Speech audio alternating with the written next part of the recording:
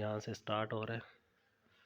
ये सारे मेस की सीटिंग अरेंजमेंट भी आपको दिखाते हैं। ये सीटिंग अरेंजमेंट हुई हुई है, वहाँ पर जाके आपको दिखाते हैं। लेकिन ये सेकंड साइड का फ्लोर है जो इन्होंने तैयार किया हुआ है। Healthy food is always good idea. तो ये हमारे सैफ भाई बैठे हुए हैं, टी ब्रेक है इस टाइम पे। और ये जो हमारे भाई खड़े हैं ये एवरेस्ट यूसुफ हैं। ये बाहर का व्यू देखें, एक साइड पे ग्रीनरी, ये दूसरे साइड पे समंदर, और ये तीसरी उसके साथ सूरज का डूबना। क्या ज़बरदस्त खूबसूरत नज़ारा है।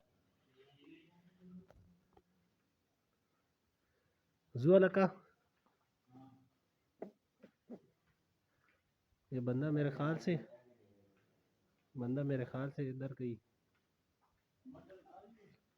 यार ये पकड़ना, इसमें मेरी वीडियो नहीं आई ना।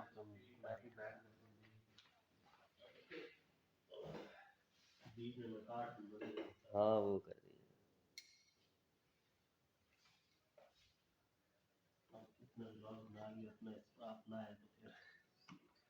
है अलग